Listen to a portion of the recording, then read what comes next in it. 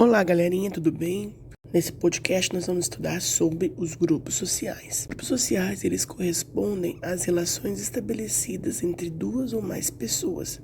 Segundo a sociologia, é uma forma de interação que visa alcançar objetivos e interesses em comum. Também ele é caracterizado pela sensação de identidade, da qual é criada por meio de convivência. Como precisam de uma organização, os grupos compartilham hábitos, valores, normas e costumes e se diferem de acordo com o nível de contato entre os indivíduos. O sentimento de pertencimento a determinado grupo ainda influencia o comportamento diante de outro. Devido à interação social e partilha de características, os principais grupos sociais são a família, o grupo vicinal, que é o da vizinhança, o educativo, que é das escolas, faculdades, religioso, que corresponde à igreja, às instituições religiosas, o grupo profissional, de empresas, escritórios, lazer, clubes, associações, e o grupo político, que é organização ou partido político. O comportamento que o indivíduo tem em grupo, galera, é totalmente diferente de outro grupo. Por um exemplo, o comportamento que você tem na escola não é o mesmo comportamento que você tem no grupo da igreja. Em cada grupo social, os seus integrantes desenvolvem uma relação de estabilidade. E para isso, dividem histórias, objetivos, princípios, tradições, símbolos e normas, o que garante a ordem e o cumprimento de certos papéis na sociedade. São esses mecanismos que também definem os traços dos grupos. Quais são as características de cada grupo? Vamos lá. Pluralidade. A pluralidade, galera, é a ideia do coletivismo, da inserção de duas ou mais pessoas para a construção do grupo. A organização está referindo à ordem que é imposta no grupo, diz respeito à participação de cada um dos membros e o papel que cada um assume.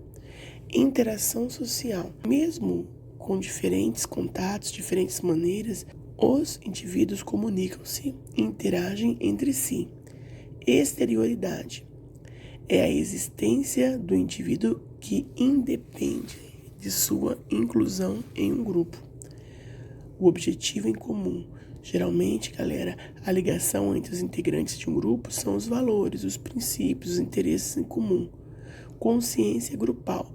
Compartilhamento de ideias, de pensamento, de desejos e sentimentos. E continuidade, que as interações que são partilhadas precisam manter certa duração. É o que acontece, por exemplo, entre as famílias, as instituições educacionais e as instituições religiosas. Os grupos podem ser classificados entre primários, que são aqueles que são firmados por relações mais íntimas, contatos diretos, tá? Família, vizinhos, amigos. Os grupos secundários são aqueles com relacionamentos informais, impessoais, baseados na troca de interesse, né? São grupos formados, por exemplo, partido político, igreja e trabalho. E os grupos intermediários são aqueles que o contato ocorre entre os membros tanto de modo direto quanto modo impessoal.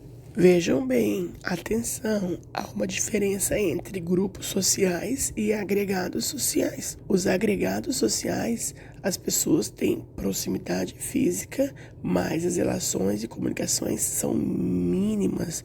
E esse contato, né, é motivado de forma limitada e de pouca duração. Então vamos lá, quem são os agregados? Por exemplo, qual é a definição de agregados sociais? Multidão, tem contato físico, mas não tem nenhuma comunicação. Público, massa, o público de um show, o público de uma passeata, a massa, entendeu? Você tem o contato físico, né? Tem ali, mas não tem a comunicação. Então é isso, espero que todos tenham gostado. Um beijo para vocês, bons estudos!